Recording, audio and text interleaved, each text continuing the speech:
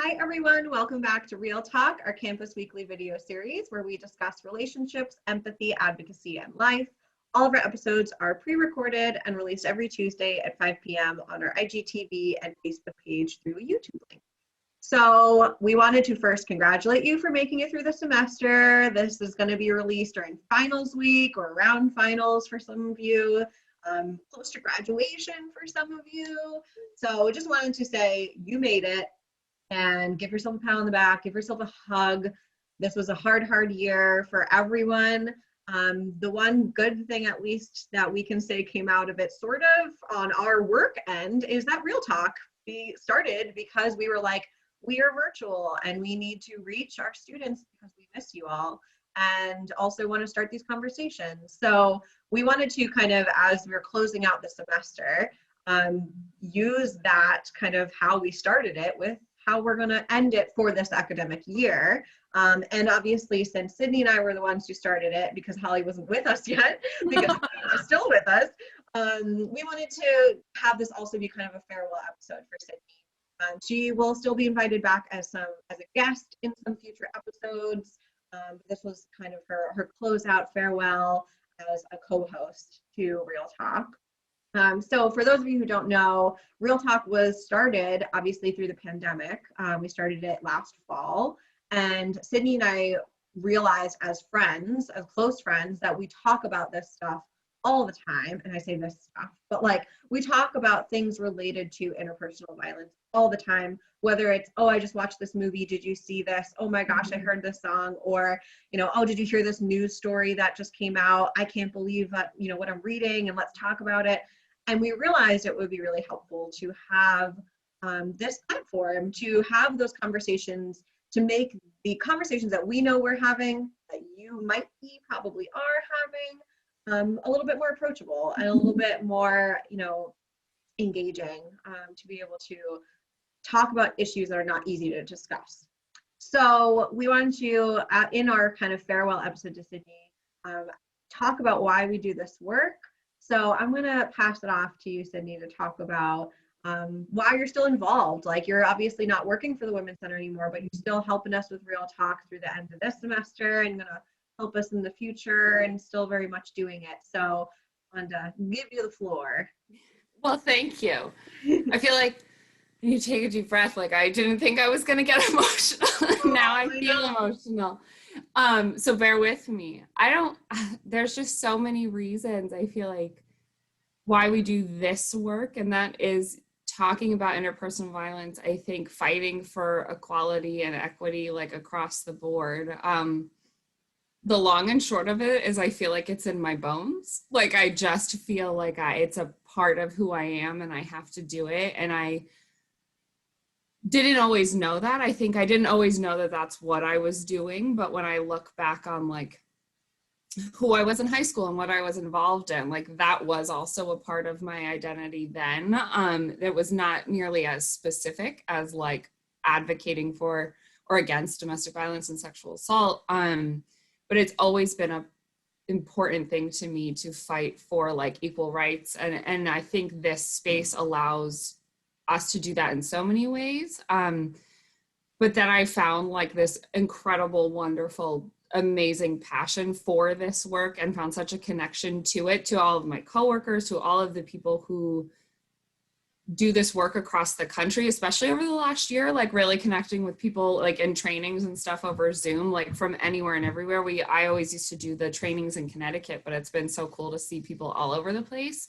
Yeah. I found my, best friends in this work. And I think just the clients too, like, and sitting down, and Holly, now you like doing this work, like when I would sit down with like a client who would disclose and then like they would leave, I would be able to feel like this work is important, like it's real, and we need this work because people need to know that they're not alone. And of course, like I said, I'm getting like all worked up, but like, so I apologize if I'm scattered, but I think like even having left the Women's Center, by the time this video comes out, it'll be almost 5 months or so since I left, and I still find myself doing this work every day, whether that is having conversations with friends and family about it, I've talked about it in so many episodes of like, my family members know that this is like a part of who I am. So when they have questions about things, or when they see something interesting in the news or whatever, like they share it with me because they know that I'll find it like, yes, this is important. Like, let's celebrate these successes together, or whatever it might be.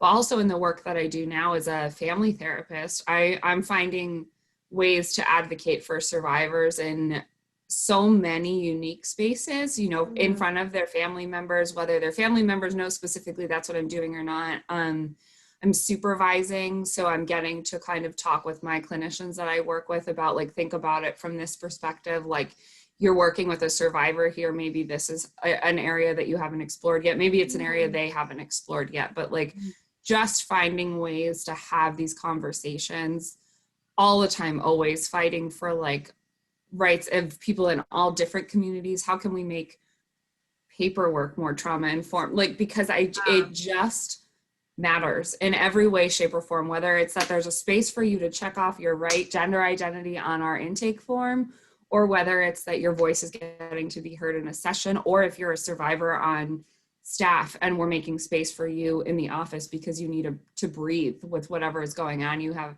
a difficult case. It's in my bones, and I don't know how not to do this work. Does that make sense? Like, was that a fair? Oh yeah. I mean, I can listen to you all day, and everything you're saying, I'm like, yep. Like, it is so, I feel so connected to everything you said. And I think particularly the like, it's important is another huge piece of it, of like, obviously, or not obviously, but for me, for sure, it is in my blood, it's in my bones, it's who I am. I can never not do this work. Whether it's in this capacity, in this role, or otherwise, like, and I think that's exactly why, even though you've moved on from the Women's Center, you're still doing the work. And I think it's one of those things we joke about, like when you start working at the Women's Center, or if you're just in this field in general, it's like once you see it, you can't unsee it. So it's everywhere. And then you're like, you can no longer live in the ignorance probably that you were living in prior to that, of, you know, not being able to recognize red flags or problematic movies or whatever. It's like, now you just, it's there, and you see it and you call it out and you have conversations. And I think in addition to the like, it's just a part of me, I really related to what you were saying of just like, this is important work. And if that's making someone feel seen, making someone feel heard, making the space for another human being and holding space for their trauma, their very real experiences, even if maybe we're the only person who's doing that for them. I mean, that's such a powerful, important thing to do. And I mean, in our department, you know, I do some counseling, but I obviously do mostly education and training. And we joke a lot in our department that like, we wish we didn't have these jobs because we wish they weren't necessary. Like, obviously, you know, if the world existed without domestic and sexual violence or stalking or any of these issues, we would all be without a job. But that's a great thing. That's kind of our goal. It's like a weird way to look at it, but our goals as educators, as counselors, as people in this work is to eradicate this. So our goal is to be without a job. Like, that's kind of what the point of it is, because we don't want this work to be necessary. We want to get to a place where this doesn't exist anymore. And so I think that's a pretty like profound thing when you think about like, we're working to end violence in all forms, right, and how they all intersect with each other. And we probably will not see that in our lifetimes, but we're working towards it. And that's not just a job, it's like a mission, it's a calling, it's a cause that we're fighting for every single day. Whether you're directly in this work or not, you're doing it every day. And I think that's a really powerful thing. Yeah. And I think that's how everybody finds their way to this work, is that it is a calling. It's, you find that voice inside yourself and you just latch on and you really allow that voice to be heard. And the Women's Center gives us this place where our voice matters. Our voice gives us the opportunity to advocate for people who might not be advocated for, or allow us to like continue this work and see where the blind spots are and see where the problems are, and kind of just identify them and move forward and see how we can help that community or help that individual and allow them to take space. I know for myself, like, this work is so important, and it's just like, I've always, like, similar to you guys, I've always been the advocate for people. I've always, like, that's just like an innate role for me. I speak up for when I see things that I don't think are right. Like, I'll use my voice when I can, but coming into this work and really focusing on the domestic violence and sexual assault piece of it, it's necessary because it's almost taboo in society, and that allows it to keep getting swept under the rug, and that allows this problem to be perpetuated. And it's necessary, it's needed, it's important, it matters. Yeah. So. And it's funny because I was thinking about, like, obviously I agree with Sania that all of my close friends and like best friends for the most part, except for maybe some childhood ones, are ones that I've met through this work. And so sometimes it's like I'm in this little bubble of people who all are kind of like doing the same kind of work or having the same kind of mindset, talking about these issues all the time. And so when I break out of that bubble, sometimes I'm like still shocked. I'm like, oh yeah, people still victim blame. Oh yeah. And there's like still, like people still say problematic, sexist, homophobic language or like whatever. I'm like, oh yeah, there's a world outside of my little bubble that still is part of the problem and I'm trying to fix. And so it's like I sometimes forget I'm like in this little happy, yeah, we're all working to stop this and we're all validating and we're all like whatever. And then I exit that bubble for a minute and I'm like, oh, this world is scary and this is why we're doing this work. Like, it's not like I forget that these things happen, but I forget that people have attitudes and beliefs that aren't like, yes, that's a problem and you should be fighting. And it's funny because we were talking about how when we but when we tell people what we do, if we're introducing ourselves to someone new, it's like, hi, I'm Cara, nice to meet you. Oh, what do you do for a living?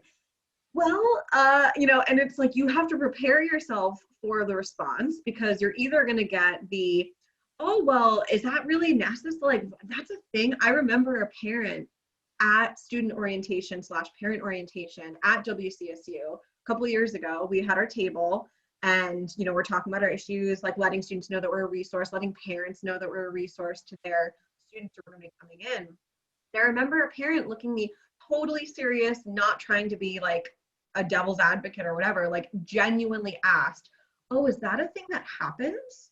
Like, as in dating, violence, sexual assault, whatever, like genuinely did not realize that this was a possible thing that their child or any child, or I say child, but college student person could experience. And it was almost like I'm like, oh, I'm like removing those rose-colored glasses. Like, I'm so sorry. I'm just shattering everything for you. Like, the world is not what you think it is. And it was a really odd moment that like a full-grown adult was really confused that this was a thing that was necessary. And so I think I'm still jarred, like, when that happens, when people are like, oh, do you see a lot of people? Like, is this something that happens a lot in our communities? And I'm like, I guess yes. And it also shocks me because I know, and I've said this in previous episodes, but I will say it again because it's important to me to like reiterate. I truly, truly believe that every single human being, every single one, knows someone, probably multiple someones, who have experienced dating, domestic abuse, sexual violence, child sexual abuse, stalking, sexual harassment, what have you. I don't believe there is a single human being on this planet who doesn't know someone or multiple people or hasn't experienced it themselves. And it's just a matter of, like what you were saying, Holly, if it's taboo, that people don't talk about it, that you just don't know that you know, but that you do. So 100%. I'm with you on that. I feel like I used to get like, because sometimes doing this work, right, like we're listening to heavy stuff, right? When we're in classrooms, when we're running events, or when we're working with clients or running group, whatever that might look like, it's heavy stuff, and that does in no way, shape, or form mean that like I don't want to be there doing that. But I would come home sometimes and feel like, whew, like that was a heavy day. And like friends, family members would be like, maybe you should just get a new job. And it's like, well, but it's everywhere. Like it's not like I'm not going to be able to ever not talk about this because everybody knows someone who knows someone, like, and I'm not trying to run away from it. Like things can be hard and we should still talk about them. Yes. Like that's how we can work to end this. Now there's a blender going off behind me. I'm sorry. No, but what you're saying reminds me of like when I went to apply for this job, my parents, like, they went into protective mode and they wanted to protect me. And they're like, oh, that seems like it could be really heavy. Like, I don't know if you should do that. And I was like, well, if I don't, who will? And it's like, just because it's hard doesn't mean I shouldn't do it. It means I'm going to have to plan out my self-care and I'm going to have to plan out like how to work through this. But it's still important. It still matters. And it's not my responsibility to push it onto somebody else. It's my responsibility to hold it and then allow people to come to the table when they're ready. 100%. And I think like even having done the work, like Holly, you were saying before, like working for the Women's Center gives you the opportunity to find and like use your voice, because what we're learning to do is to be advocates, right? So whether that's to advocate for racial justice or sexual violence or whatever it might be, we're advocating. And I think like over the years of working there and since I started working there, I was able to find my voice in a lot of like social and public spaces too. Taking things I learned about what does it mean to be a bystander when I was out. I remember one time I was in the city with a friend and like we were drinking coffee or something, and I looked over and I saw this person like talking to this woman, making her incredibly uncomfortable. Like he was all up in her space and everything. And like it, because of, I would sit every day. I know people who have been through this stuff. I looked at my friend, I was like, I'll be right back. And like walked up and like, obviously I felt safe enough to do it. My friend was right there. It was, you know, in the middle of the day, whatever, like you take all those things into account. But I walked right up to this person and was like, hey, can you tell me how to get to like Rockefeller Center or like whatever? Cause we were in the middle of Manhattan. And this person just like, whoop, like went away. And I think like we do this work because it makes a difference, and you don't have to be sitting in a seat at an agency to do it. It looks like that, right? It looks like calling something out. It looks like being supportive to a friend. Holly, your self-care stuff, for me, that was always talking to Cara about like the stuff that I was seeing or the stuff that we were experiencing on campus and what was going on, and like the students that we care so much about, what are they going through? Like processing it with someone who understands the importance of it. Like it just, this work has so many different forms, and it doesn't just look like getting a paycheck for it, you know? Totally. Well, and that's, I think, the other piece of it that people are always like, oh, good for you for working for a nonprofit or something like that. When it's like, and anyone who works in a nonprofit will probably say many times in their life, I don't do this for the money. I don't do this for the paycheck, because it's so much more. But I think too, going back to a couple of things that both of you said of like if I don't do it, like who is going to kind of thing, but also like relating it to what you were just sharing, Sydney, of like the ways that you can act, even if you're not doing the work like as your job or as your career, of being an active bystander, calling it out when you see it, helping people, like when you're seeing it in your life, because you're going to. Yeah, you every day maybe, like we see it every day, not because you're choosing to, you know. Like yeah, sorry, glass shattering again, rose glasses removed. But I think that's the piece that I need to like learn how to manage a little, is wanting to like scream to the world, like take responsibility for your own community, like help other people that you are like interacting with. Like it shouldn't just be on the people who are doing it for their career to hold that space, like obviously professionally and like safety planning and all those things, yes, but like just holding space for if someone discloses to you, it shouldn't be like ooh, I'm not the right person to talk to, you should talk to a professional, or like oh, I don't know how to handle that, so like you should call a hotline. Like obviously refer out, there's a reason that there are people who are trained to do this work. But I think some people who are not in this work are so quick to pass the buck of responsibility and or just want to be like, oh, I don't want to hear about that. That's really heavy.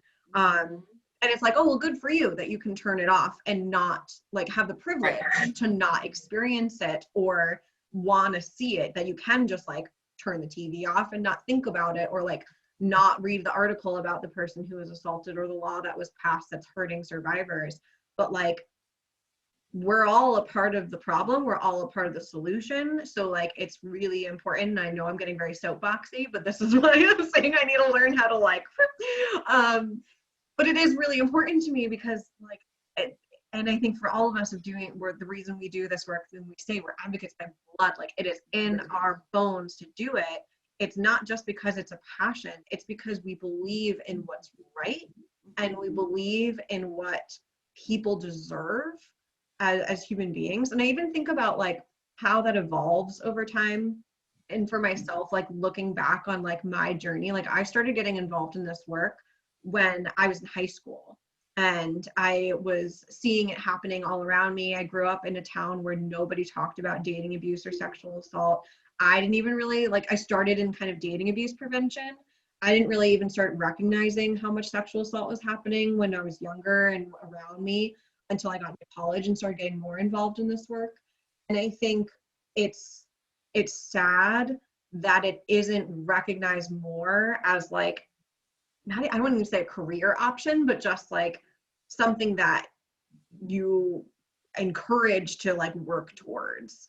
If anything, I was kind of like Holly was saying, not discouraged by anyone in my life, but kind of like on the, ooh, can you really make a career out of that? Like, are you really going to make enough money to like sustain yourself? And it's like, but this isn't about the money. This isn't about that. Like, I just know I need to do this and figure it out. But no, like, go ahead. I was just going to say it makes total sense. Yeah. Thanks. And it makes total sense, but it also brings up, I think when you said earlier, like we're in this bubble and we're around people who have the same mindset. And like when we go into society, I don't know if that sounds right, but like when you're talking to people who aren't like-minded or this isn't in their blood, and you're trying to get them involved in a way that is meaningful and helping them understand why it's meaningful is really, it can be difficult, but it's so important. And I love like when I'm so sorry, my dog just he has a lot to it's say. It's important to her too. Yeah, he's totally validating what we're saying. He's like, do the work. He's like, do it. No, but I just think when people are like, oh, that's so rewarding, like good for you. It's like, thank you. I'm not looking for the pat on the shoulder. I would or the pity. Ask me, how can I help? Like, what can I do? I would rather not see your response. Like, where can I get involved? Because I would volunteer in this work if I wasn't doing the work as my job. Right. No, and I think the other side of it too, when I was saying before of people being like, well, why don't you just get a new job? I'm like, when I'm venting or I'm stressed about work or like what, like I'm not looking for pity that like I'm exposed to all of this stuff. I feel beyond honored when people trust their story. Like it is the most incredible, like I can't believe like how meaningful and impactful it can be. But it just like, I don't need people to feel bad because like, oh, I'll do the scary thing or have the tough conversation. Like, no, I want to do this. This is what matters. This is what's important. And like, there's just so many different things and ways I think to make it make sense. And I can see it when it like the little breadcrumbs get dropped when I have family members bring stuff back to me, or like a friend sent me a TikTok yesterday about consent and like what it is. And I'm like, yeah, right, like because it makes a difference to have these conversations, whether they're this big or like this big, you know what I mean? Like it just makes a difference. Yeah. And I think, oh, sorry, go ahead, Holly. I'm saying that's the important piece, making the difference. Right. Yeah, exactly. Like that's literally our daily goal, weekly goal. Like we just want to, chip away at the problem, try to come up with not even just solutions to the problem, but just hold space. That's it. Everything that people are coming in with. And I think as the educator hat, like I am always working to teach myself. Like I'm looking, and we do this at the Women's Center. They provide tons of opportunities for more training. But I think that's another part of it is like in my life philosophy, kind of outside of work, just in general, is I believe as a human being, my purpose is to just constantly evolve and become a better version of myself, like continually. And so whatever that looks like, whether that's professionally or just like how I interact with others, the, you know, racial justice work that I've been really privileged to not have seen as something I needed to do earlier more. And now I'm like, oh, yep, okay, I need to be doing this and I'm going to continue to do this. Like not taking it as like oh my God, I'm a horrible person because I have, it's like, no, just take it as an opportunity of like, this is another chance I have to grow as a human and help other humans. Like, and I think that's where like, it's really cool when we have these conversations. Every conversation we've had with our guest speakers on Real Talk, I have learned so much from guest speakers, even ones who are like our friends and colleagues. And I think about, you know, we did a couple episodes on restorative justice, and like that's not a new concept at all, but it is something that I'm very much still new to learning about. But that's going to help me be a better educator, help me be a better advocate, a better person, I think, human being. And same thing, like I think about our Real Talk episode with Dr. Hunter, talking about how race intersects with, you know, interpersonal violence, in our episode with Beck and Cameron, talking about LGBTQ populations experiencing it. I learned so much from our conversations with our colleagues. And I think that is something that's so unique about this work too, is that it is evolving. So it's like, you're not ever coming to work doing the same thing. It's like, it's constantly changing in a good way because you're moving forward, you're recognizing new ways to do what we're doing in a better, and kind of what you were saying in the very beginning, Cindy, of like just working towards equity and equality. Like, however more we can do that, we're going to do it. So right. And I think you said something. Oh, all of our episodes with guest speakers, every time we're like part 2. Because we're learning and there's more to learn always. Like, I don't think we'll like poor Jasmine. We're like part. I know. Let's keep going. And right. Like, and there's a reason though, because nobody sits in the seat ever as a counselor, as an educator, and says, I know it all. Like, I'm here and this, no. That's not the point, to like do this every day to be the most perfect advocate that ever existed. Like, just do something, do anything, you know, like we can do that. And I think like the more that we make space for this stuff, like, and by stuff I mean these conversations, in a way that feels approachable and digestible and easy to understand, and that gets you kind of like feeling passionate and stuff, like the more that'll just start to spread and trickle and like make it easier to talk about. And then I think that's been part of my favorite piece of doing this work. And also like one of the hardest pieces is, Cara, what you said before, like you can't turn it off once you start to see the world that way. Like we see this big picture piece of like that, the rape culture pyramid, right? Like I feel like that's always how I'm thinking now. And I get the same kind of way of like, need to learn how to manage my like frustration when people don't get it, because I'm like, how do you not understand how that's in 10, 15 steps? That's really problematic. Like maybe right now, and I have to be like, wait a minute, like people don't spend hours upon hours upon hours a week having these conversations, and let's just get them to a point of like, oh yeah, I could see, you know, how that could not be. Yeah, like meet them where they're at.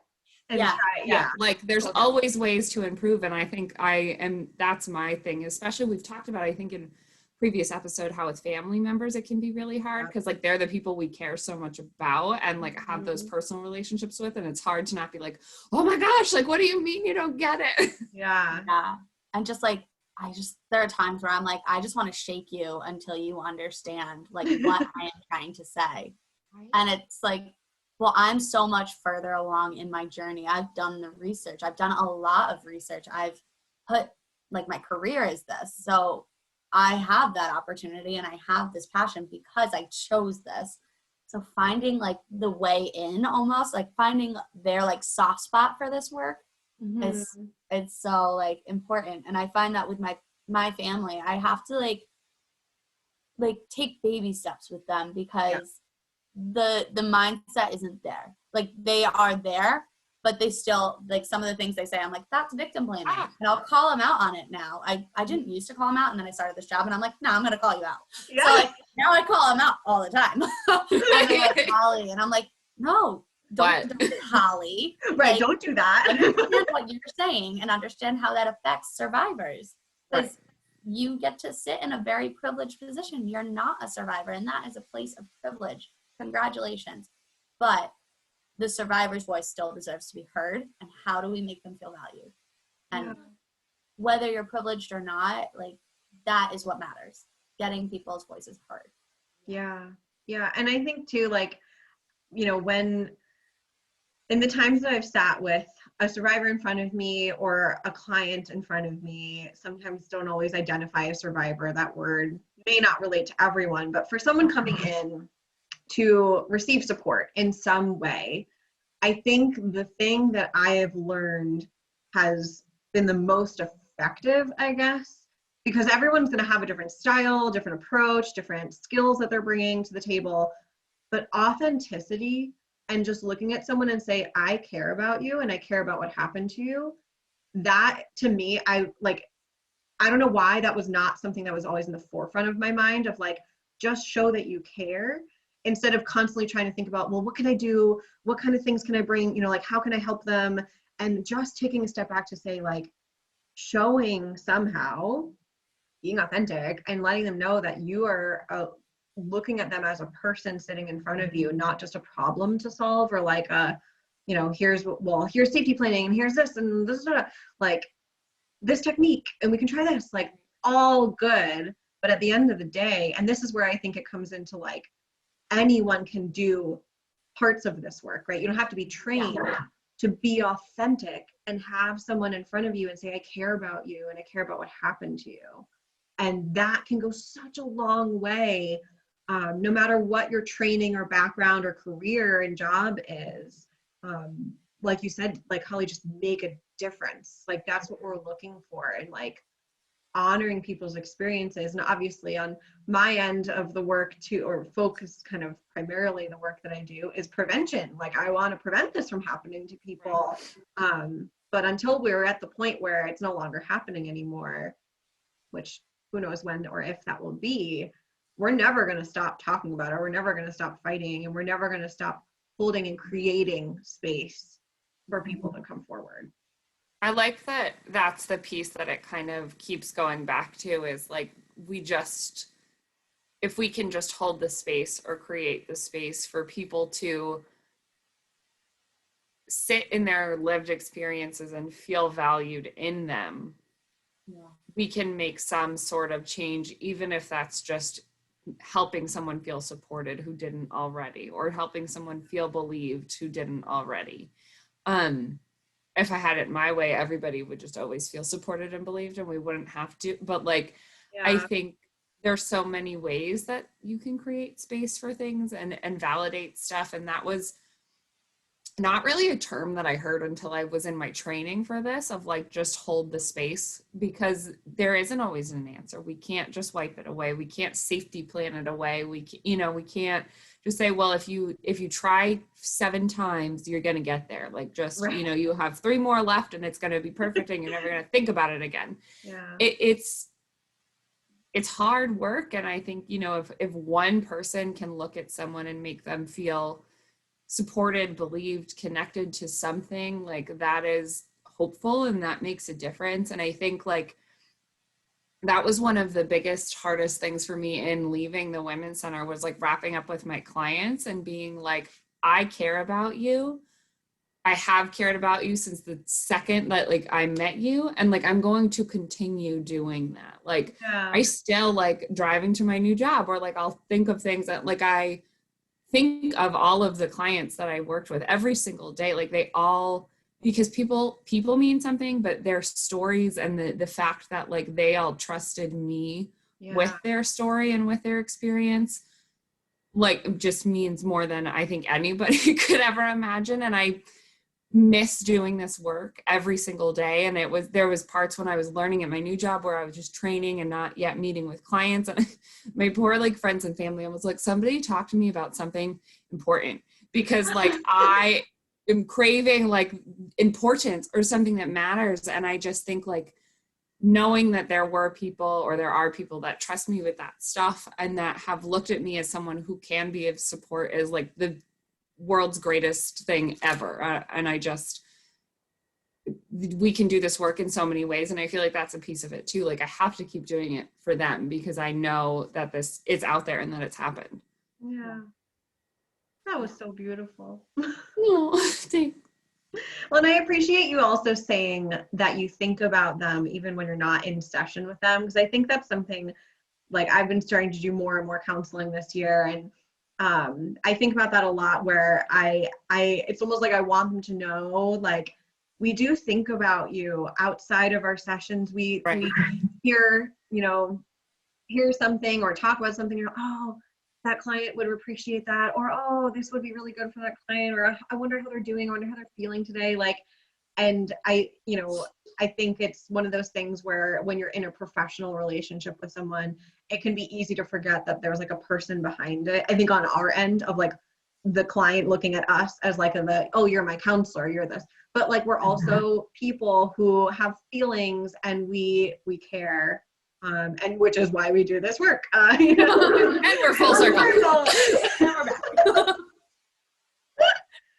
Yeah, because it's not 9 to 5. It's our life.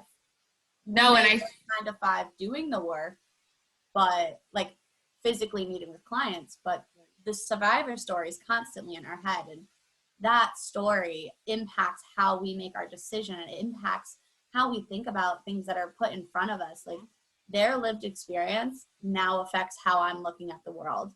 And I'm so grateful for that. It's such an honor to hear their lived experience and hear their story, because it matters. It matters that they're being heard, but it matters to me because now I get to go out and make that difference.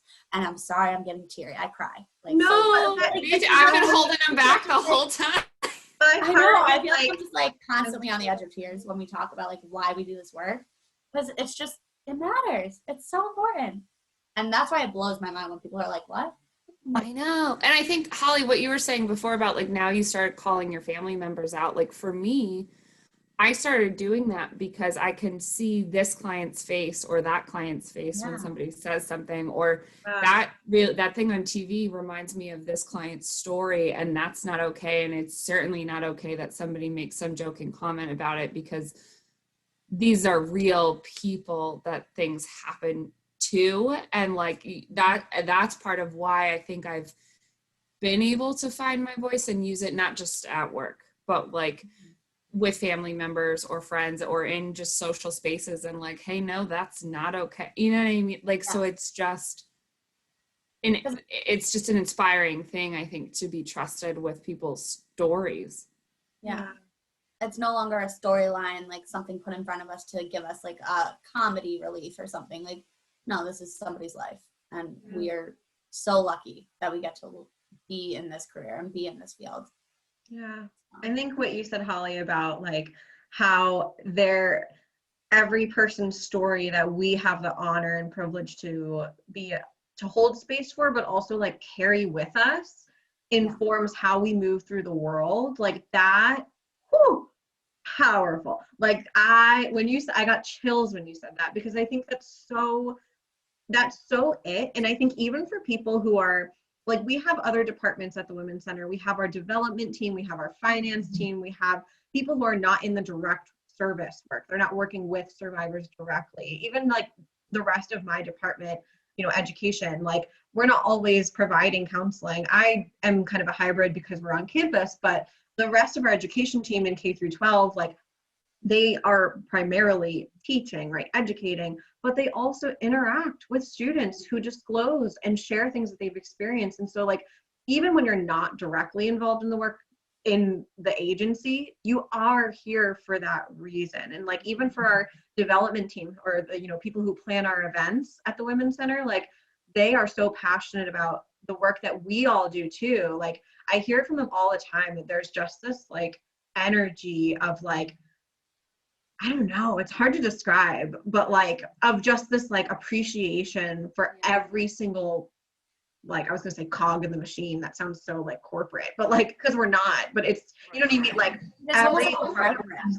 Like it's like a reverence to it. It's because we're like the vessels for the survivors. It's not that we're doing this work for ourselves. We're doing it because it, like as we constantly say, it matters. And I feel like the reverence that the other departments hold for the direct service staff is their passion. It's their way of showing in the Women's Center how much this work matters. Just because they're not in front of the clients doesn't mean it's not as impactful to them. Which is another example of you can do this work in so many ways, right? Yes, like exactly. Show up in so many ways, and we all will come to like staff meeting, like all staff meeting, and there's passion behind every single person that's in the room. Like, you know, like it's just whether no matter what way you're doing it from, like it's just something that is such an no, not easy, but like such a tangible, doable, achievable thing to do in one way, or whether it's call out something sexist or, you know, recognize stuff, listen to a Real Talk episode, like learn a thing, you know, who knows? Like it takes so many shapes and forms. Yeah, totally. Well, I have just one final thought, and then however we want to wrap up, but the one thing I wanted to say, as obviously we touch on so many different things, but what you were just saying, Holly, too, of the like, we don't do this for ourselves, like we do this for survivors. But I will say too that, and we've talked about this, like, again, because we talk about this stuff all the time, not just in Real Talk, but we've had conversations about this outside of Real Talk where we've recognized that the movements of anti-sexual violence, anti-domestic violence, anti-interpersonal violence are started and still continuing on the backs of survivors. So it's like, even for people who do this work, we are connected to it in some way, whether we are survivors ourselves or we know someone who is. But there's a lot of people who are still in this work who are also survivors. So like holding space for that, and also recognizing that like this was how these movements were founded, is the people who were saying enough is enough, this happened to me and I want to help other people, I don't want it to happen to other people. And I hear that all the time from students and from clients saying like, well, I want to report what happened to me, not because I want it necessarily to go that way, but because I don't want it to happen to someone else. And like, wow, like what that says about that person's character, like that's so just impactful. But I think that's also why a lot of people who do our work and are in our work and our colleagues and ourselves like might be dealing with a lot of the same things of like, you know what, I didn't do this for myself, but I'm going to do this for other people. And I think that's just a powerful thing to leave with too, is that like there's a reason, you know, we're all in this work, whether it's all the things we listed and or our own stuff that brought us here. And I think that's something to honor as well. So that's what I wanted to end with. Thank you. Yeah, but anyway, I wanted to open it up obviously for anyone else who had final thoughts. I'm trying to think. I think I'm gonna try to not cry. I don't even know like where to, like I can't. Doing this work was just the most incredible thing in the whole world. And when I say at that time, I mean in my role at the Women's Center. Like obviously I'm going to continue doing it, but it's just taught me so much. It's helped me get through some really, really tough times in my own life. I'm so proud to be where I'm standing today and show up in ways that I do. And I was so scared to leave the job and like didn't know what that would mean. So Holly, thank you so much for like stepping in and being there and being that presence and like being there for all the wonderful WCSU students who I love and miss so much. And Cara, oh my God. Oh, don't make me cry. Don't do it. I'm gonna try to do it really quick. I'll do it in a different space, but like, Thank you for teaching me what it means to do this work. Thank you for helping me find a passion for it, for holding space for me as I learned to do it, and for giving me all the grace as I went along and tried to find my footing. And like, just thank you. Thank you for coming up with the Real Talk idea. It's been the most fun thing in the whole world, and I can't wait to come back and like join again on some guest episodes. Well, that's way too much credit that you're giving, but I appreciate it. But no, and I think that's like, coming full circle again of like Real Talk did start because of our friendship and because of the fact that we were saying, this is something we talk about all the time. How else can we relate to our students? How else can we make a difference? Just so I think, thank you. And thank you, Holly, for being such a willing, happy participant. No problem. Because and it's funny because I think these topics aren't easy to talk about in general.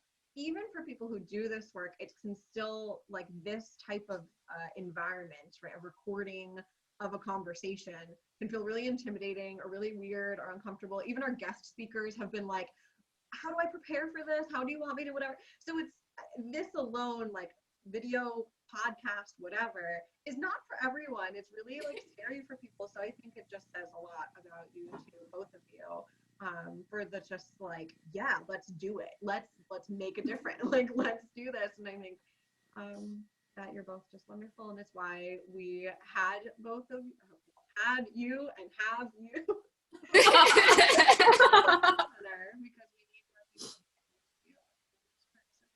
Oh no, I can't hear you. Are you gone? Oh no. Oh, there you are. Sorry. I was done. I wrapped up. I was ending with thank you. I was just complimenting both of you like a lot, so. Oh, thanks. No, I'm just so grateful to be here. I mean, like, I feel like that's like such like a silly thing to say, just happy to be here, but like I'm happy to be here, and I'm so grateful. Like, Sydney, I'm sad that you had to leave, but I'm also like super grateful because now I get the opportunity, and I'm really like, you left me with so much knowledge coming into this job, and Cara was just like the best partner I could have asked for, honestly. Like, you made my transition into this job like not scary. So when you were like, let's do Real Talk, I was like, sure, why not? She's not gonna lead me down the wrong path. Whatever she says. Whatever she says, like, it's fine. Yeah, we'll be fine. But I think it's just, yeah, it matters, and I am so grateful that you both are here, and yeah. So. And thanks to the wonderful people listening to us gush over one another for a little while.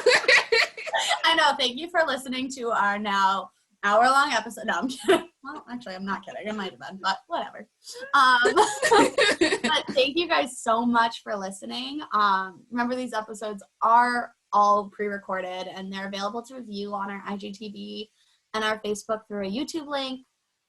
If you have any thoughts, questions, reactions, suggestions for future episodes, I know it's the end of the semester, and some of you may be moving on from Western, or some of you may be getting ready for the summertime. Woo-hoo. But feel free to reach out to us anytime. Just because semester ended, our emails are still open, our office is still open. Please share this episode with your friends and do the work. Get involved in whatever way you can. And thank you so much for joining us. Awesome. Bye, everyone. Bye.